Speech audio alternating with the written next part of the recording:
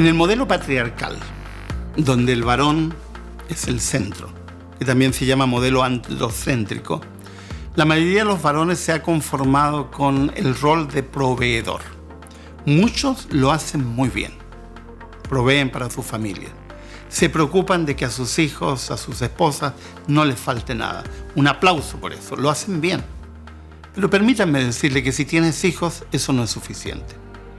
Proveer para las necesidades alimenticias, necesidades de hogar, las necesidades básicas de tu familia, es tu deber.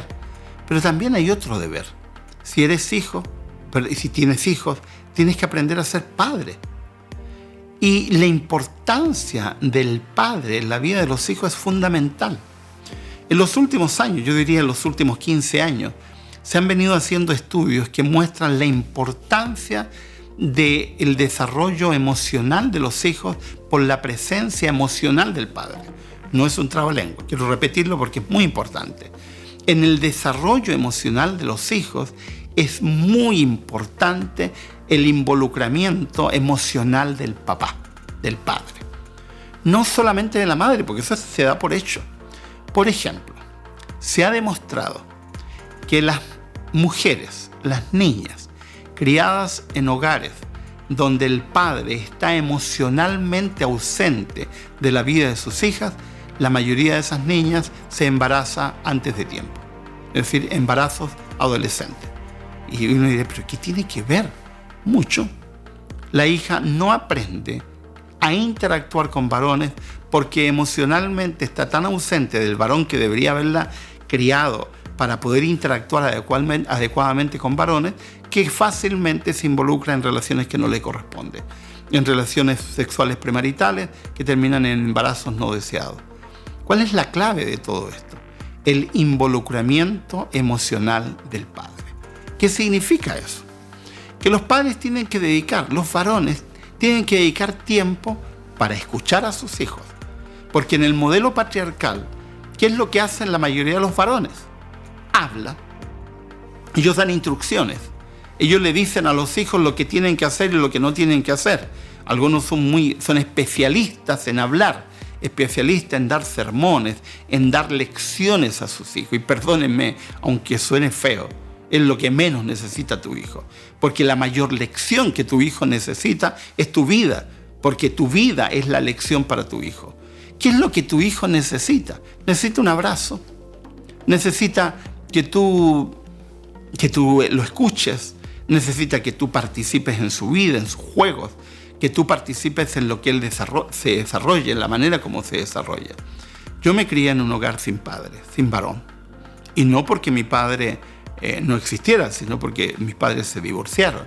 Y mi padre no solo se divorció de mi madre, se divorció de nosotros y él desapareció totalmente de nuestras vidas.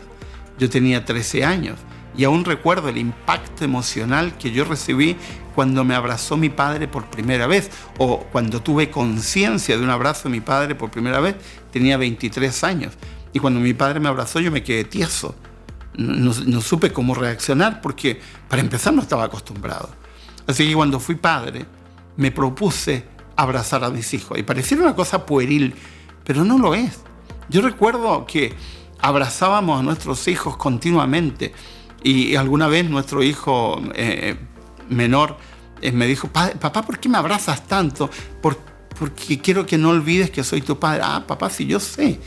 Pero después nuestro hijo se quedó en un país y nosotros como misioneros nos fuimos a otro país y un día lo llamo por teléfono y le digo, hijo, ¿cómo estás? Y mi hijo me dice, estoy bien, papá, pero estoy necesitando uno de tus abrazos. Y ahí entendí que el ciclo se había roto, que al menos con mi hijo la cosa iba a ser distinta, porque mi hijo había aprendido y había entendido que la vida emocional de él tendría un cariz distinto a la que yo tuve como hijo, porque no tuve los abrazos de mi padre. ¿Qué necesita en tu hijo? Papá, dale tiempo a tu hijo, escúchalo. No le des lecciones, no le des sermones, escúchalo. Participa en su juego, aunque los juegos de tu hijo puedan parecerte absurdos. Participa en ello porque de esa forma estás siendo presente en la vida de tus hijos.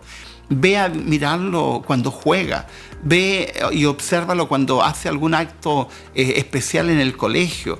Participa, involúcrate emocionalmente, haz fiesta cuando tu hijo haga un dibujo, porque tu hijo lo necesita, no tú.